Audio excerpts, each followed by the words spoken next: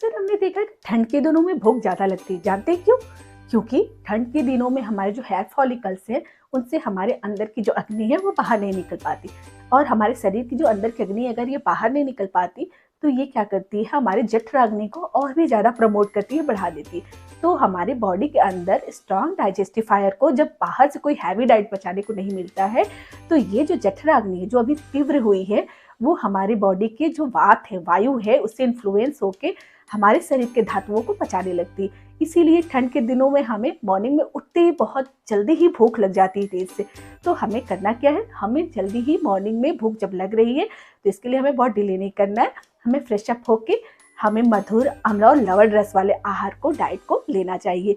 इसके साथ ही साथ इस सीजन में दूसरे सीजन के कंपैरिजन में हम घी और तेल की मात्रा बढ़ा सकते हैं। मतलब घी और ऑयल से बने हुए फूड आइटम आप विंटर्स में ले सकते हैं, क्योंकि ये हैवी होते हैं। इसके साथ ही साथ जो ऑयल प्रॉपर्टी वाली चीज़ें होती है, वो क्या करती है, इस सीजन में जो ठंड, रुक्ष हवा, जो ठंडी हवा है, वो क्या करे, कफ को बढ़ा रही है। और ये जो हवा रुक्ष है, वो क्या करती है, वात को बढ़ाती। तो आप तेल और घी वाली चीज़ों को ज़्यादा लेते हैं, तो ये अपनी ऑयलिंग प्रॉपर्टी से जो बढ़ी हुई वात है रुक्षता की वजह से, उसे कम करता है।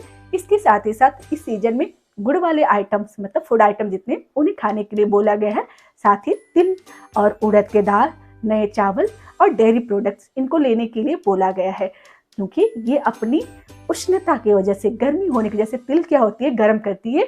गर्माहट होने की वजह से ये बढ़े हुए कफ को, जो ठंडी हवा है कफ बढ़ा रही है, उसे शांत करता है। और ऑयल वाली चीज़ें जब हम ज़्यादा मात्रा लेते हैं, तो ठंडी हवा जो रुक्ष है, उस रुक्षता के कारण जो हमारी बॉडी में ड्राइनेस या फिर हमारे बॉडी में जो पेन है, उसको ये क्या करता है, रिलीफ देता है। इसके साथ ही साथ इस पूरे सीजन में हमें खाना और पानी गर्म पीना चाहिए और गर्म ही खाना खाना चाहिए।